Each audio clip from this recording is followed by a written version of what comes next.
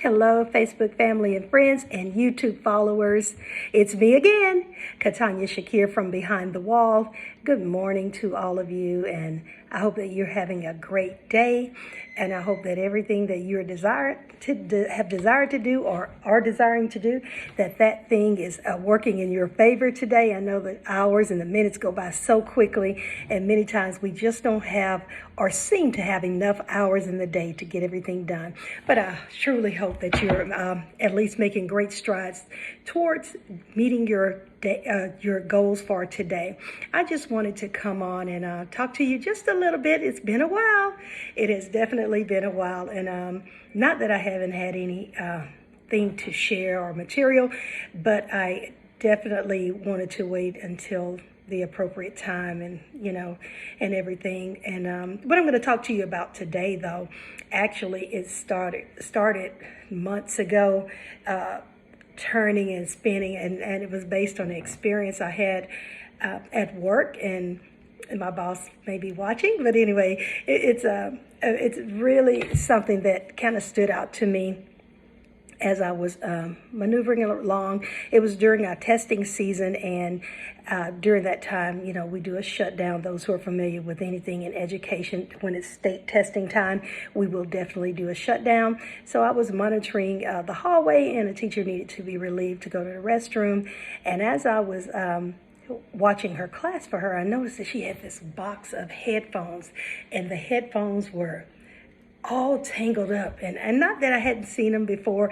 Actually, when I was covering a class and doing some interim teaching while a teacher was on admin leave, I actually noticed and had spent a lot of time detangling cords for the devices, the kids' devices. So when I saw these headphones, I'm like, man, I started trying to unravel some there, but I said, I'm going to take this box of headphones. I even pulled those that were in the drawer. They were hanging down and they were just intertwined and everything. I said, I'm going to take these over to my office, and as I have time, I'm going to try to detangle them.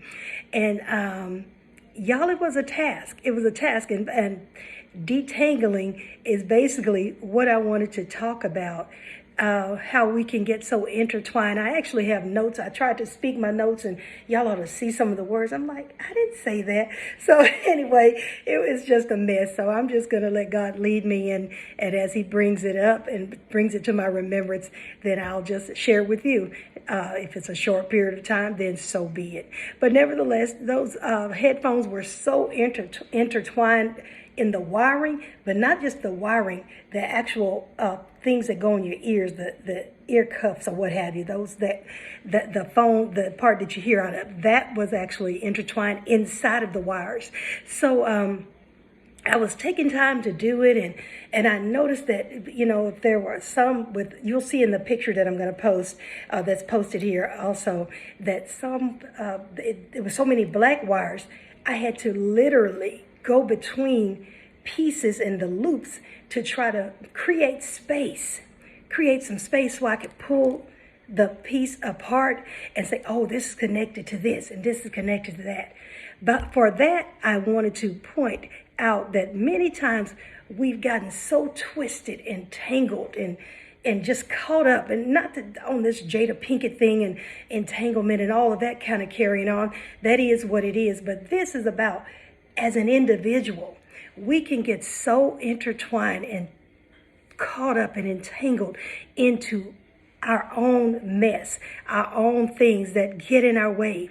And in the midst of my doing that, it's like the Spirit of God began to talk to me and let me know that this is the way our life is sometimes. We get so intertwined and so caught up into stuff that doesn't have any value, doesn't have any substance to it, until we find ourselves tightened. I noticed the more I tried to hold the cords, I had to actually lay them flat. The more I tried to hold them, it actually tightened it more. So sometimes the more we're holding on to things, and it instead of getting out of the mess, it actually ravels us around even more.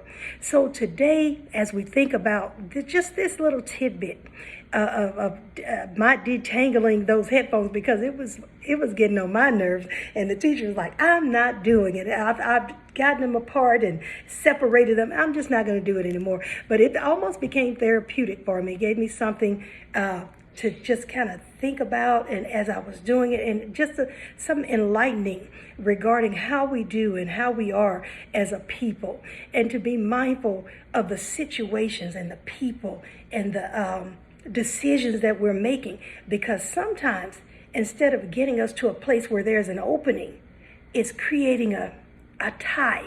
It's creating an entanglement and something that gets us really wrapped up until it takes so much to get untangled, so much to loose ourselves and to get ourselves detached. And so with that, I noticed that every time I got one apart, it relieved something else. And in the ones that were still tangled up, okay, it created more space for those to be able to move. But let me tell you what I had to do. And you'll see it in the image. I had to create a boundary. So I took every one of those headphones, I wrapped them up, and I sealed them in a plastic bag.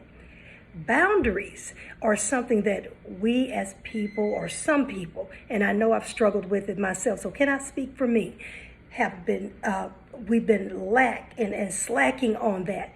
Setting appropriate boundaries with people. I don't care if it's relationships within families and friends and on your job or whatever it may be. Boundaries are necessary, because sometimes connections and too much close connection and activity with a person, with a thing, with a situation, even in our thoughts, there needs to be boundaries set. No, that's not who I am. No, I know that's what that person said about me. I know that's what the enemy is trying to implant in my mind, but that is truly not who I am. So the boundaries need to be set, not put in a plastic bag like I did that natural thing, but sometimes I have to set guards and set these things to keep me from getting intertwined and entangled into something that could very well be detrimental to me. Remember, I told you the more I tried to hold the headphones up, the tighter some of those loops got. And some of them were so tight, I actually had to take my finger to try to create space without pulling or tearing them. And what happens is, and what I realized, I didn't get to check all of the headphones or really any of them. Let me be straight about that. I didn't check them to plug them in to see if they work. Sometimes you can be entangled so long and so intertwined so long until when you do get free, some things don't work right. Your thought processes are off. Even your health. Some of this stuff could be detrimental to our health, but we're still trying to hold on. We're still trying to go in a direction that is an adverse direction to what needs to happen to us. And so we're causing more harm than good by trying to stay connected. So I would imagine and venture to say that some of those headphones aren't even working.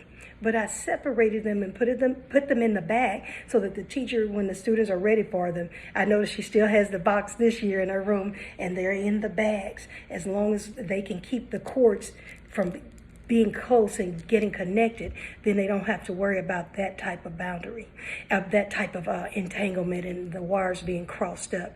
But we need to be mindful, and it's just something to share with you, just a thought so that you can look and reflect. Reflection, in science, we taught the students reflection is the bouncing off of light. So when I look out, I'm not necessarily looking to see what someone else is doing. I'm reflecting inwardly. And that's where it really needs to begin. I don't need to be pointing over there and saying, well, you know, Mary is doing this and Connie is doing that. And don't mention Jack and Jim and what they're doing. That's not the important thing. The important thing is that I reflect within so that I can work on something within me to become better. So I know that was pretty quick, just a tidbit, and with so many things that given to me, and I like I said, I didn't write them down. I tried to do a recording, y'all, and it was all jarbled. But nevertheless, I hope and I pray that you are able to get just a little something from this natural experience I had that really could be pointing to something that is going on within us inwardly, whether it be our mind, our spirit, even within our soul. So be encouraged today. Think about whatever it may be. And if this is not for you, can I ask you to do me a favor? Pass it to somebody else who may be able to use it.